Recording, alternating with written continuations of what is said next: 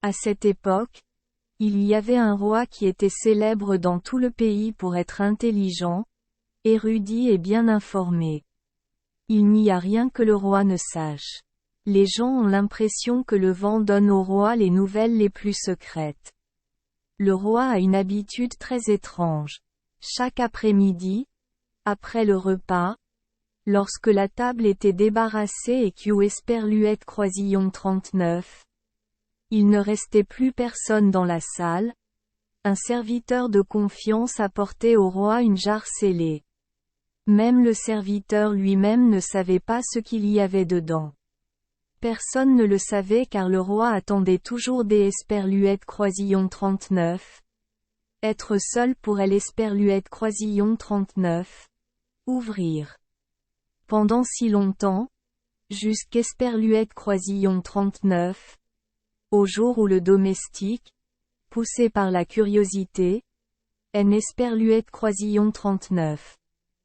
En pouvait plus et alors qu'Hugh Esperluette Croisillon 39.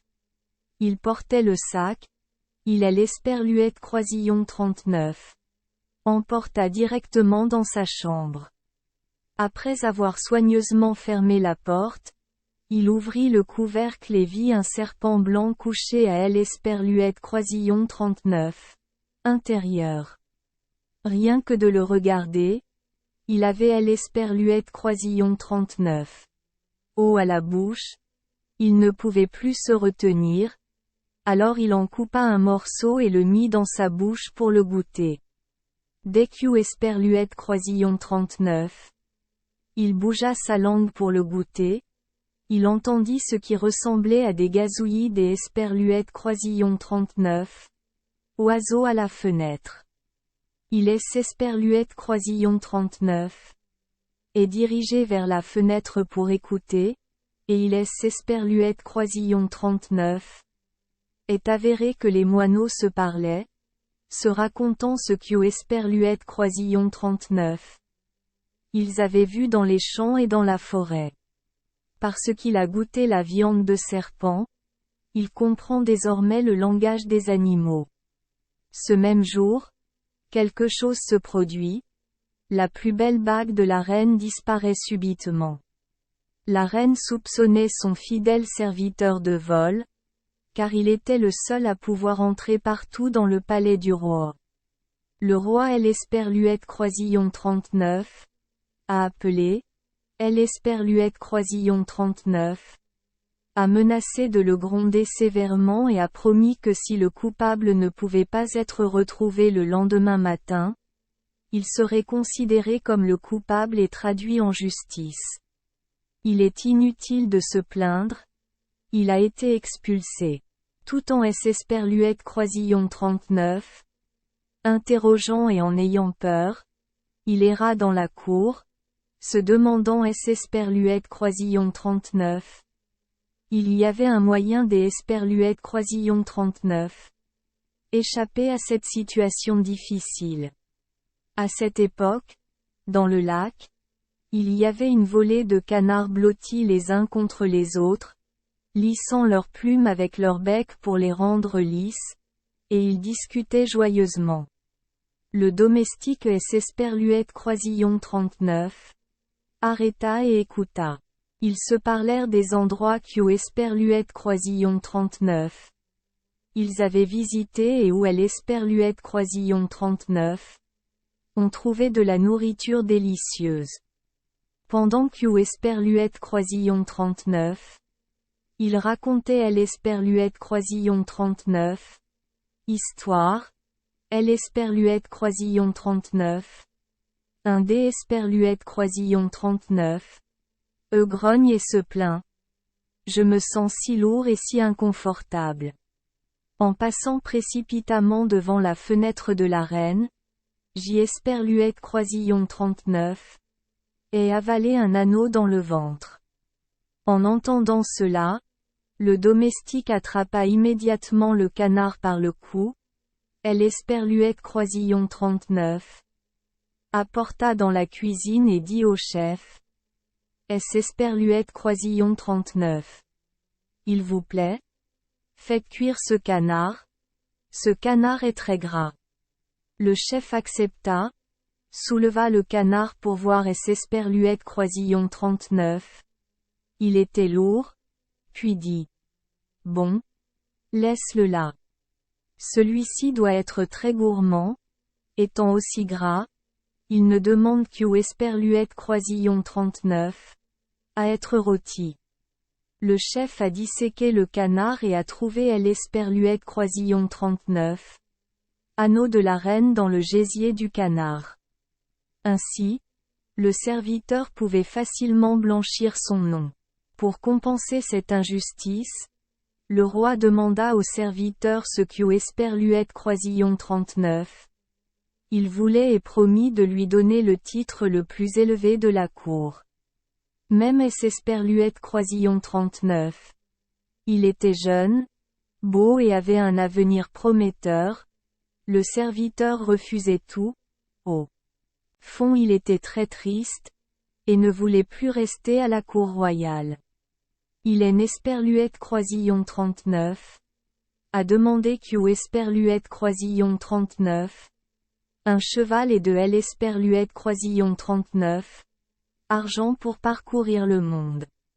Lorsqu'Esperluette Croisillon 39. Il fut satisfait, il partit. Un jour, il passa devant un étang et aperçut 3 poissons échoués dans les roseaux, bâillant et mourant. Même si les gens se disent souvent silencieux comme des poissons, il les entend se lamenter car ils vont mourir tragiquement. Par gentillesse, il descendit de cheval, souleva le poisson des roseaux et le laissa tomber dans Esperluette Croisillon 39. Oh! Le poisson se débattait, manifestant sa joie, sortant la tête hors de Esperluette Croisillon 39. Oh en Esperluette Croisillon 39. Appelant. Nous Esperluette Croisillon 39. Oublierons jamais ta gratitude. Nous trouverons toujours un moyen de rembourser cette faveur. Il reprit la route à cheval. Après avoir marché un moment, il eut l'impression qu'il y avait une voix dans le sable juste sous ses pieds. Il écouta et entendit une reine fourmi se plaindre. Si seulement les humains ne laissaient pas ces animaux maladroits et grossiers nous toucher. Ce cheval stupide est sur le point de piétiner nos proches sans relâche. Il a ensuite tiré les rênes pour que le cheval se déplace sur le bord de la route. La reine des fourmis lui dit. Nous Esperluette Croisillon 39. Oublierons jamais ta gratitude. Alors qu'Esperluette Croisillon 39. Il se promenait dans la forêt. Il aperçut soudain un père corbeau et une mère corbeau jetant les bébés corbeaux hors du nid et criant. Va-t Esperluette Croisillon 39. En diable. Nous ne pouvons pas vous nourrir éternellement. Vous avez grandi. Vous devriez savoir comment en prendre soin. Ces pauvres petits corbeaux étaient étendus sur le sol, essayant des Esperluette Croisillon 39. Agitaient leurs ailes faibles et criant. Nous, les enfants sans défense, ne savons pas encore voler. Alors comment pouvons-nous trouver de la nourriture pour nous nourrir? Maintenant, la seule option est de rester malheureux et de mourir de faim ici. À ce moment-là, le jeune homme descendit de son cheval, sortit son épée et tua le cheval pour nourrir les bébés corbeaux. Les petits corbeaux bondirent, mangèrent à leur faim et dirent. Nous Esperluette Croisillon 39. Oublierons jamais votre gratitude. Maintenant, il doit marcher. En parcourant le long chemin, il arriva dans une ville bondée et animée.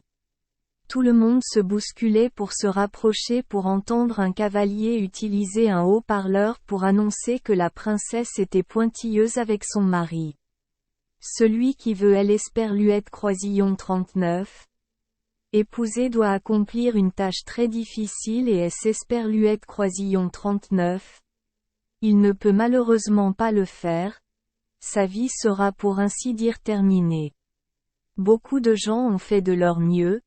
Mais ils ont tous péri. En voyant la princesse des Esperluètes Croisillon 39, une beauté inhabituelle, le jeune homme devint perplexe, oublia tous les dangers et alla dire au roi qu'aux Esperluètes Croisillon 39. Il voulait tester sa force. Bientôt, il fut conduit à la plage. Les gens ont jeté une bague en or dans la mer devant une foule de personnes.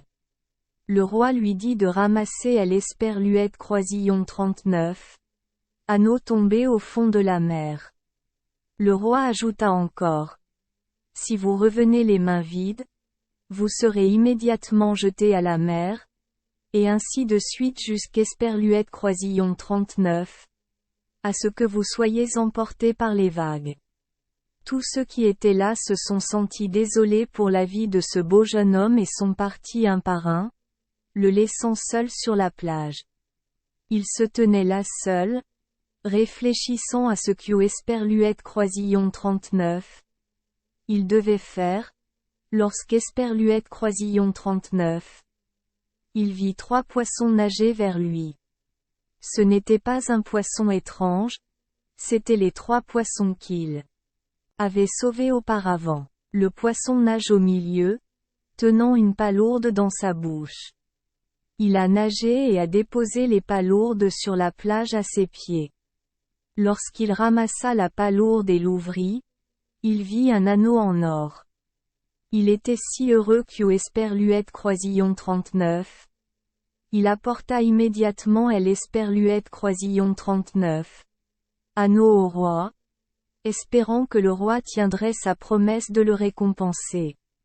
Qui aurait pensé que la princesse, qui était hautaine, savait qu'Esperluette Croisillon 39. Il est Esperluette Croisillon 39. Était pas un enfant des Esperluette Croisillon 39. Une famille noble ou des Esperluette Croisillon 39. Une famille noble. Alors elle refusa en exigeant que le jeune homme accomplisse une deuxième tâche difficile.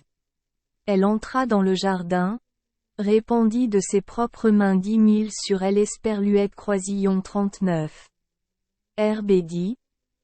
Tôt demain, avant que le soleil ne se lève, tu dois finir de ramasser tout le mil mélangé à l'Esperluette Croisillon 39. Herbe, sans manquer aucune graine. Le garçon était assis dans le jardin, réfléchissant longuement sans trouver de plan.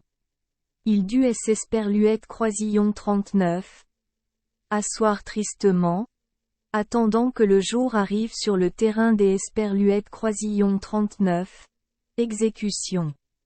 Lorsque les premiers rayons du soleil ont éclaté, il a vu 10 tas de riz mil alignés les uns à côté des autres, sans manquer un seul grain. Il est Esperluette Croisillon 39. Est avéré que cette nuit-là, la reine des fourmis est venue avec des milliers et des milliers de fourmis légionnaires. Les animaux n'ont pas oublié cette gratitude et ont ramassé avec diligence le mil abandonné. La princesse elle-même descendit au jardin. Elle fut très surprise de voir que le garçon avait terminé le travail qui lui avait été confié.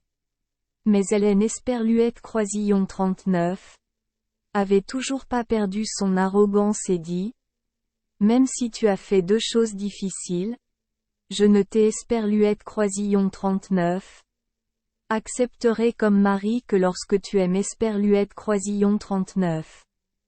Apportera une pomme des Esperluette Croisillon 39. Hors du pommier de l'Esperluette Croisillon 39. Immortalité.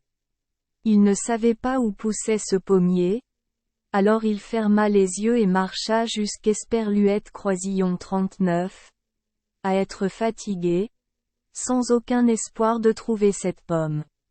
Il a traversé 3 pays. Un jour, il venait des Esperluette Croisillon 39. Arrivé dans une forêt quand la nuit tomba.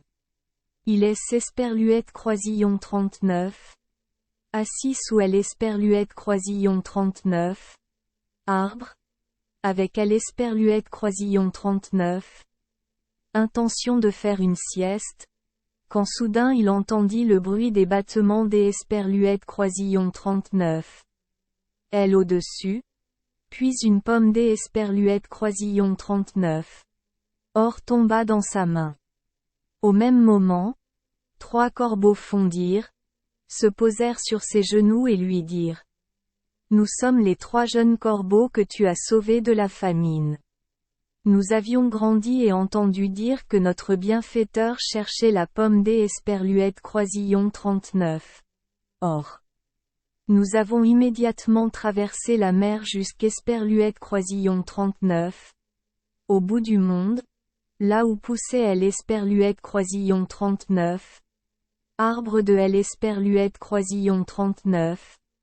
Immortalité. Pour cueillir des pommes à rapporter à notre bienfaiteur. Fou de joie, le jeune homme part aussitôt regagner son pays et offre à la belle princesse une pomme des Esperluètes Croisillon 39. Or, désormais, la princesse Esperluète Croisillon 39 a plus aucune raison de refuser. Les deux coupèrent la pomme et en partagèrent joyeusement la moitié. Maintenant, son cœur se réveillait avec un amour infini pour le jeune homme. Tous deux vécurent très chèrement ensemble jusqu'Esperluètes Croisillon 39. À ce que leurs cheveux deviennent blancs. Merci les enfants des Esperluètes Croisillon 39. Avoir écouté des contes de fées au jour Esperluètes Croisillon 39. Oui. Espérons que les histoires apporteront aux enfants des moments heureux et significatifs. Si vous aimez notre chaîne, veuillez appuyer sur le bouton S Esperluètes Croisillon 39. Abonner, pour ne manquer aucune histoire intéressante. Je vous souhaite une bonne nuit de sommeil et de beaux rêves. Rendez-vous dans la prochaine histoire.